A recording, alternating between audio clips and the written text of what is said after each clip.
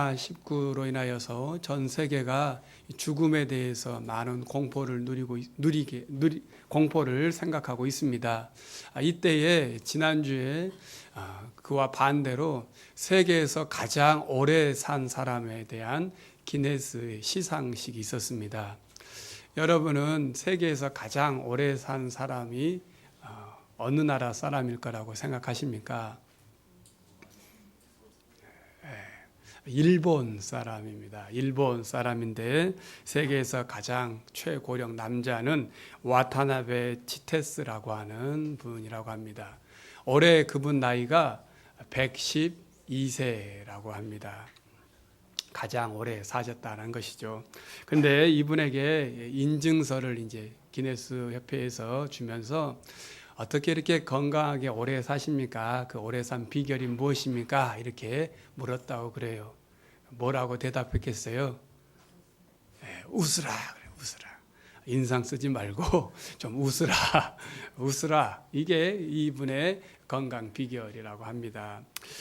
현재 전 세계에서 가장 남자, 여자를 통틀어서 가장 오래 산 사람, 가장 최고령자가 있는데 그분도 일본 분인데 여성분인데 일본 후쿠오카에 살고 있는 다나카 가네라고 하는 분이라고 합니다. 이분은 지금 현재 몇 세냐면 117세라고 합니다. 117세. 아직 여러분은 그 정도 안 됐으니까 젊으신 거예요. 젊으신 거예요. 아직 젊으신 겁니다. 기독교는 흔히 구원의 종교라고 말을 합니다. 구원의 종교라고 하는 말은, 이 구원이라는 말은 생명이라는 말이에요. 영생이라는 말이거든요. 그리고 이 영생이라는 말은 다른 말로 하면 산다, 살린다라는 뜻입니다. 무엇보다 예수님께서 죄로 인하여 죽으시고 또한 우리를 살리시기 위해서 이 땅에 오셨음을 우리는 믿습니다. 그래서 예수 그 이름의 뜻이 무엇이냐면 자기 백성을 그들의 죄에서 구원할 자라는 뜻이에요. 예수 그 이름에 구원이라는 뜻이 있다는 것입니다. 그렇다면 우리가 신앙생활을 다시 한번 생각해 보면서 삶의 치열한 현장 속에서 우리가 살아가기 위해서 애를 쓰는데 그 애씀 속에서 꼭 다시 한번 생각하고 물어야 되고 또 다시 한번 나눠야 될 단어가 있다면 죽음이라고 하는 단어입니다. 죽음. 여러분은 죽는다라고 하는 걸 어떻게 생각하십니까? 세계적으로 이 죽음에 대해서 강의를 하신 분이 계세요. 여러분 죽음에 대한 강의를 들어보신 적 있으십니까? 미국의 예일대 교수인 셀리 캐리컨이라고 하는 이 교수는 이 죽음이라고 하는 이 강의를 16년 동안이나 했다고 합니다. 그래서 이분의 강의가 책으로 나왔는데 그 책 제목 그대로 Death, 죽음이란 무엇인가라는 책입니다. 이 책의 저자인 셀리 캐리컨은 종교나 이런 거 다 빼고 철저하게 죽음에 대해서 이성과 논리만 가지고 죽음이 뭔지를 강의합니다. 이분이 말하는 죽음이 뭐냐? 한마디로 이야기해봐라. 이렇게 정의하고 있어요. 죽음이란 삶의 끝이다라고 정의하고 있습니다. 삶의 끝이다. 이 책이 오직 이성과 논리로만 써 있기 때문에 우리 신앙인들이 읽기에는 조금 답답한 부분들이 있는 것은 사실입니다. 죽음을 일반적으로 이렇게 정의를 하고 있더라고요. 어떻게 정의하고 있냐면 살아있는 유기체를 유지하는 모든 생물학적 기능의 중지라고 기록하고 있습니다. 그리고 법의학에서는 이 죽음을 이렇게 정의하는데 호흡과 심장 박동의 정지, 동공의 변화, 전기의 자극에 대한 무반응, 사체 경직, 창백하게 됨, 그다음에 혈액 침강, 괄약근에 이완된 상태, 이것이 죽음이라고 정의를 내리고 있는 말입니다. 자, 그러면 성경에서는 죽음을 뭐라고 이야기하고 있을까요? 그리고 이 죽음은 왜 온 것일까요? 성경은 죽음을 두 가지로 정의하고 있습니다. 첫째는 하나님과의 단절, 이것이 죽음이라고 말합니다. 이것을 영적 사망이라고 성경은 표현합니다. 성경에서는 이 죽음은 죄에 대한 벌로 온 것이다 라고 말하고 있습니다. 창세기 2장 17절에 보면 선악을 알게 하는 나무는 절대 먹지 말라. 이것을 먹는 날에는 너희가 반드시 죽으리라 라고 하는 이 하나님의 명령에 대한 인간의 불순종으로 인하여서 가장 무서운 벌인 하나님과의 관계에 단절이 오게 되었고, 이 하나님과의 관계의 단절을 죄라고 말하고 그 결과로 인하여서 이 죽음이 왔다라고 성경은 이야기합니다. 이것을 영적 죽음이다라고 말해요. 그래서 로마서 6장 23절에 보면 죄의 삭은 뭐라고 그래요? 사망이라고 말합니다.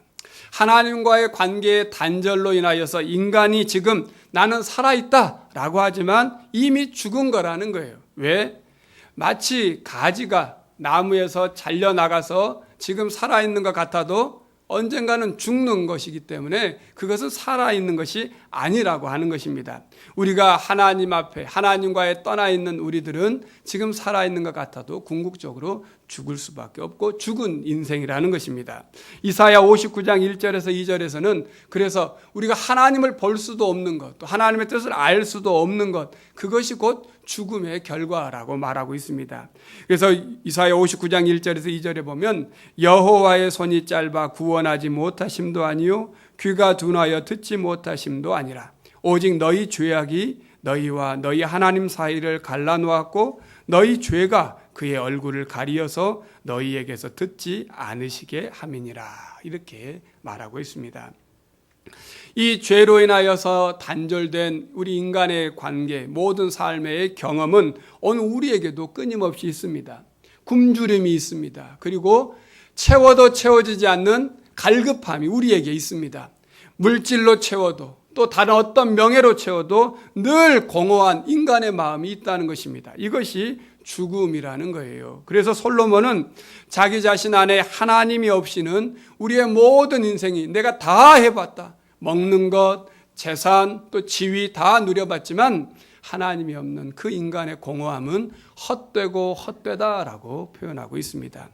이러한 하나님과의 단절이 계속되면 우리 인간은 궁극적으로 타락의 길로 가고 그것은 이미 사망의 상태다라고 말합니다. 갈라디아서 5장 19절에서 21절에 보면 이렇게 말하고 있어요.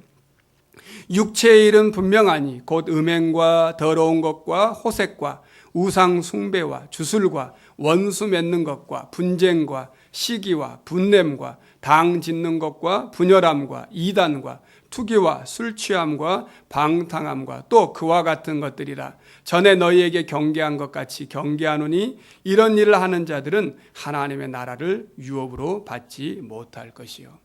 우리 인간이 하나님과의 관계의 단절로 인하여서 행하는 모든 것들, 지금 오늘 갈라디아서 5장 19절에서 21절에 말하는 이러한 것들을 행하는 모든 것들이 곧 어떻다는 거예요?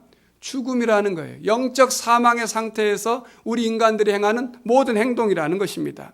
그리고 이러한 인간들의 궁극적인 죽음의 영적인 상태는 결국 자기 중심성으로 나타난다는 거예요.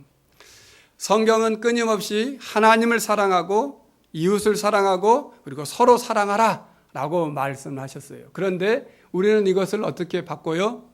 가장 먼저 나 자신 사랑하고 그 다음에 조금 되면 이웃 한번 사랑해주고 그리고 가장 마지막에 하나님 사랑하는 것으로 우리는 바뀌어가고 있습니다. 예를 들어볼까요? 여러분 단체 사진을 찍었어요. 친구들하고 같이 어울려서 한 10명 아니면 단체 사진을 찍었어요. 가장 먼저 여러분 그 사진에서 누구 봐요? 네, 자기 자신 봐요. 내 사진 어디 있나? 내 얼굴 어디 있나? 그걸 봐요. 그래서 내 얼굴이 조금 이쁘게 나왔으면 사진 잘 나왔다 그래요. 내 얼굴이 조금 안 좋게 나왔어요. 그럼 어때요? 사진 잘못 나왔네 이래요. 다른 사람 다 웃고 있는데 나 혼자 눈 감았어요. 그럼 사진 안 좋게 나온 거예요. 이게 다 왜 그래요? 자기 중심성의 결과로 인한 이 죄로 인한 영적인 사망 때문에 그렇다는 것입니다. 또한 두 번째로 성경은 이러한 영적인 죽음 말고 영원한 죽음이 있다라고 우리에게 이야기하고 있습니다. 우리가 영생을 얻는 유일한 통로인 예수 그리스도를 믿지 아니하고 배척하면 영원히 죽게 됩니다. 이것을 요한계시록 20장 14절에서는 뭐라고 표현하고 있냐면 둘째 사망이다라고 표현하고 있어요. 둘째 사망. 그리고 또한 요한계시록 21장 8절에서는 생명책에 기록되지 않는 자들에게는 이 둘째 사망이 있을 것인데 두려워하는 자, 믿지 않는 자, 흉악한 자, 살인자들, 음행하는 자들, 점술가들, 우상 숭배자들, 거짓말하는 모든 자들이 이 둘째 사망, 영원한 사망에 던져질 것이다 라고 말합니다. 이 둘째 사망을 우리는 지옥, 불못, 성경에서는 이렇게 부르고 있습니다. 이것은 결국 하나님 앞에서 다시는 회복할 수 없는 상태가 되어진다라고 하는 거예요. 오늘 본문을 잘 보시면 이 본문에는 예수님께서 죽음을 맞이하시는 자세 또 모습을 우리에게 아주 자세하게 묘사하고 있습니다. 먼저 본문을 보면 예수님께서는 제3시, 즉 우리 식으로 하면 오전 9시에서 제9시, 즉 오후 3시까지 이 6시간 동안 십자가에 달리셨습니다. 그래서 25절과 33절에 보면 그 시간이 정확하게 이렇게 기록되어 있어요. 마가복음을 기록한 마가가 예수님의 죽임당하는 이 하루를 3시간 간격으로 설명을 하고 있는데 이렇게 자세하게 죽음에 대해서 이야기하고 있는 것은 예수님의 죽음이 거짓이 아니라 진짜라고 하는 것을 보여주는 증거라고 할 수 있습니다.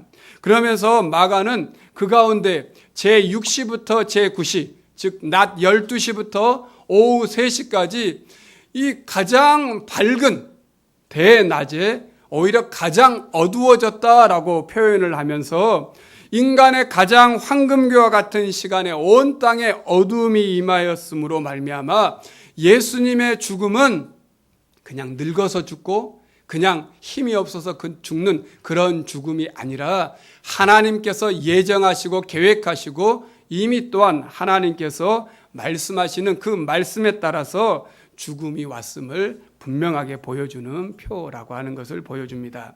그리고 또한 예수님께서 죽으실 때에 큰 소리를 지르셨다라고 말하고 있습니다. 오늘 본문 34절에도 그리고 37절에도 보면 큰 소리를 질렀다라고 말합니다.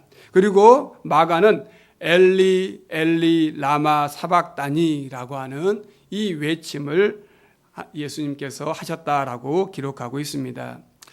엘리 엘리 라마 사박다니, 이것은 하나님의 철저한 버림당함입니다.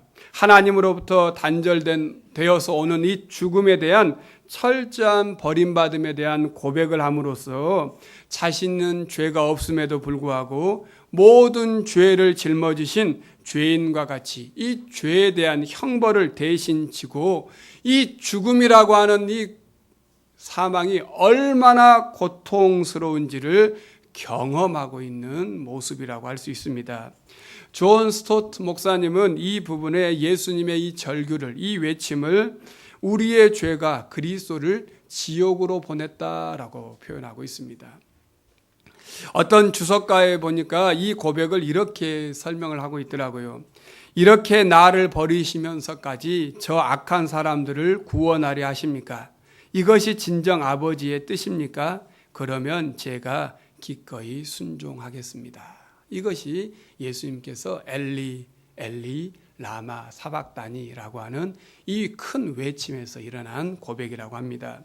그리고 마지막 37절에 보면 예수님께서 마지막 죽으심을 이렇게 표현하고 있어요. 37절을 보시면 숨지시니라 라고 표현하고 있습니다. 숨지시니라. 이 숨지시니라라고 하는 이 표현이 우리 성경에는 이렇게 되어 있지만 이 헬라어 원문에 보면 참 이 말이 아주 귀한 말입니다. 이 숨지시다라고 하는 헬라어 원어가 에크푸네오라고 하는 단어를 쓰는데요. 에크라고 하는 것은 밖으로라는 뜻이에요. 그리고 푸네오라고 하는 것은 숨이라는 뜻이에요. 그러니까 밖으로 숨을 쉰다라는 뜻이에요. 우리가 숨을 쉴 때, 호흡을 할 때 어떻게 해요? 들어 마시고 내쉬고 이렇게 하잖아요. 근데 이 숨지신다라고 하는 에크푸네오라고 하는 것은 숨을 내쉬는 거예요. 내쉬고 끝이에요. 숨을 내쉬는 것. 이것이 죽음이라는 거예요.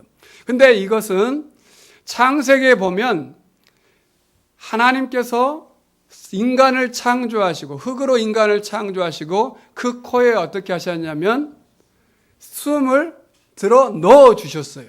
그래서 그 사람이 뭐라고 됐다고 그래요? 생령이 되었다라고 표현해요. 그런데 죽음은 뭐예요?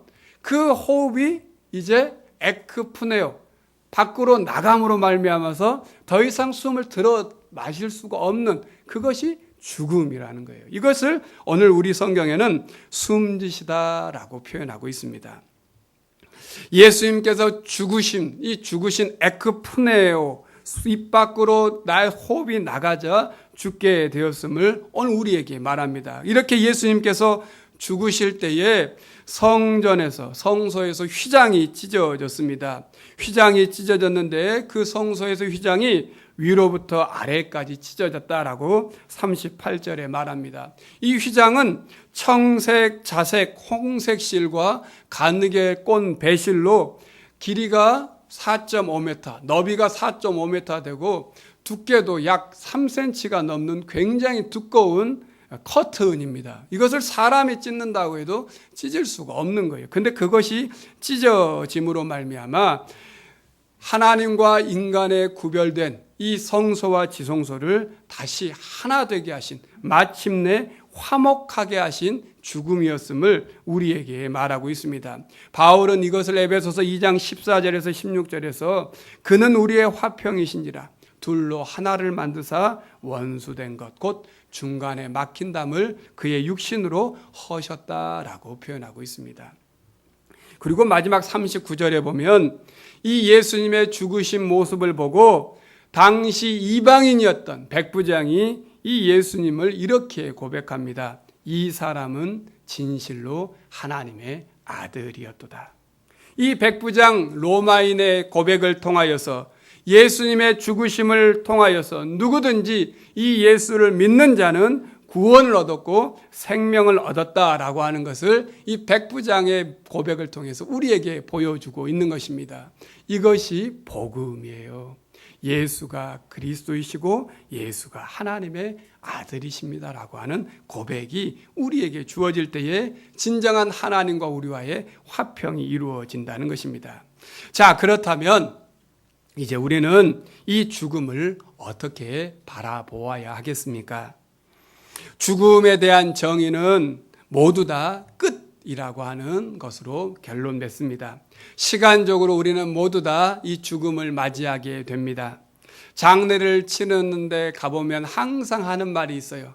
아, 이분은 좀 더 사셔야 됐는데 아까운 사람이 너무 빨리 죽었다라고 하는 말입니다. 모든 사람은 이 죽음에 대해서 뭐라고 하냐면 너무 빨리 왔다라고 표현을 해요. 다 그래요.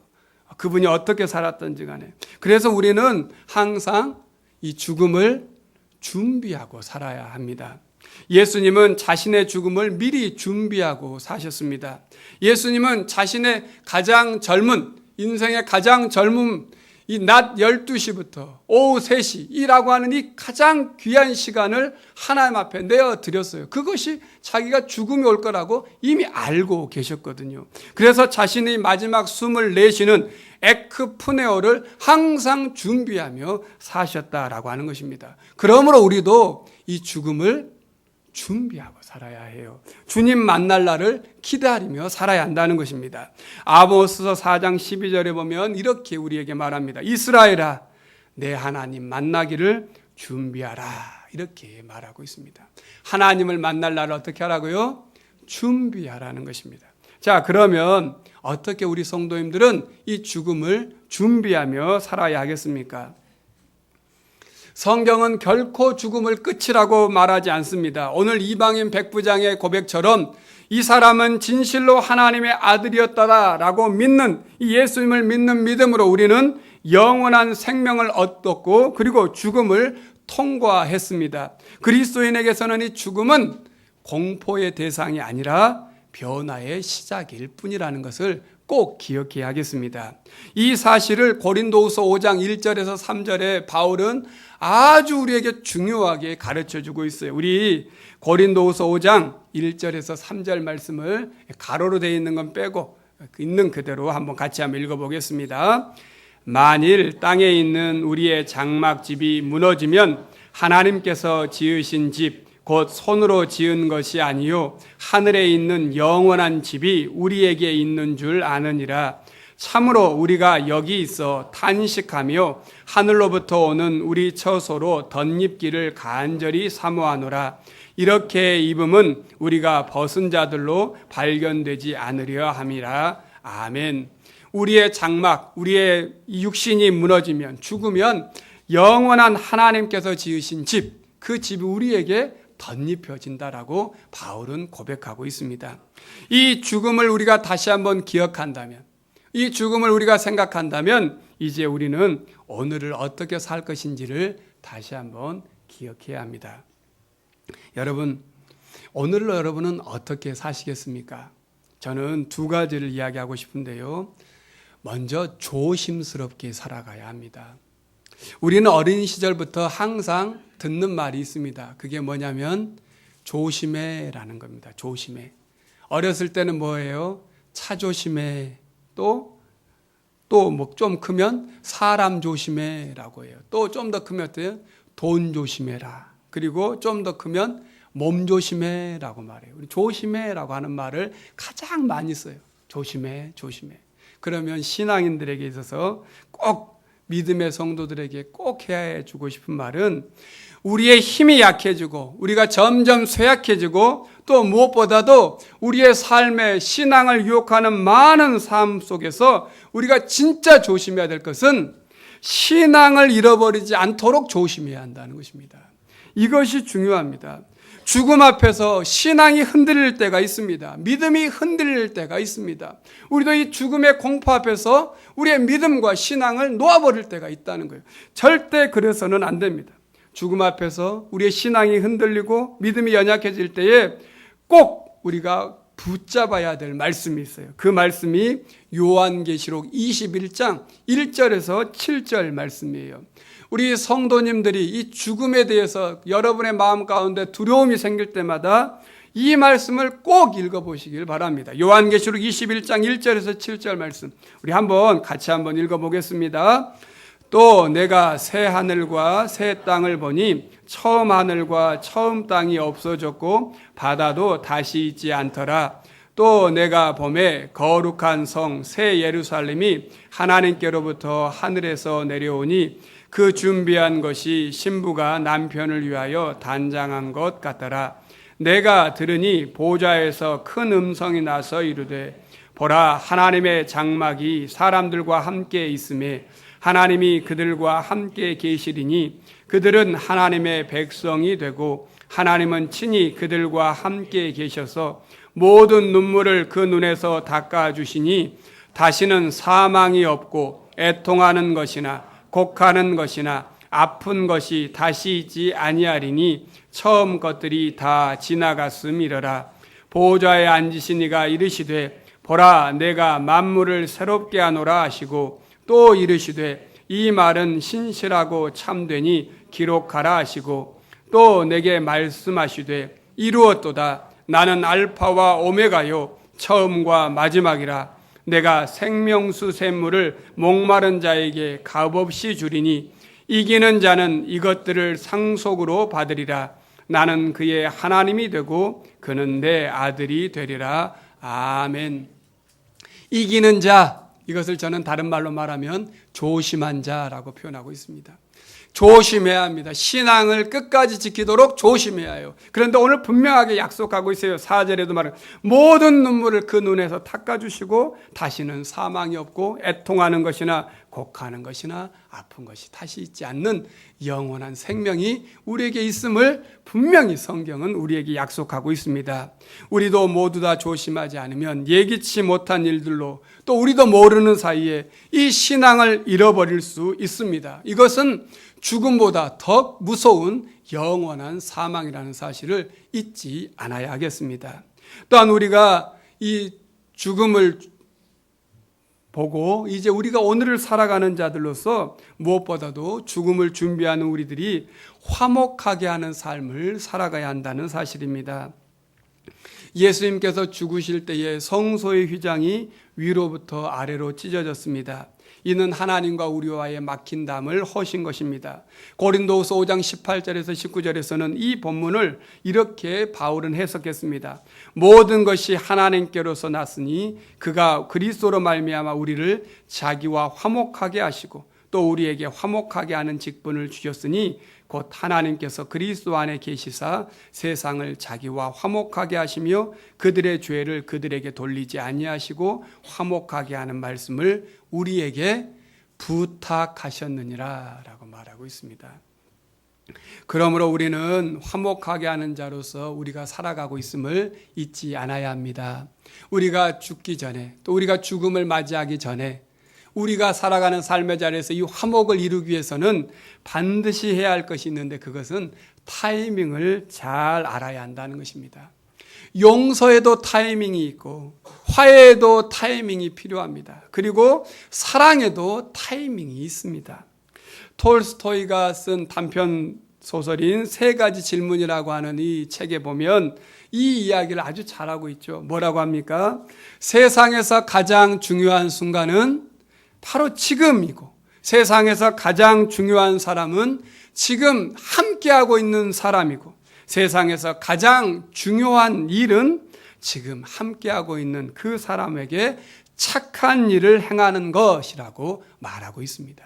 이것이 더 늦기 전에 우리가 더 이상 기회가 없기 전에 지금 우리가 해야 될 모습이라는 것입니다. 더 늦기 전에 지금 용서하고 더 늦기 전에 지금 화해하고 더 늦기 전에 지금 사랑하라는 것입니다.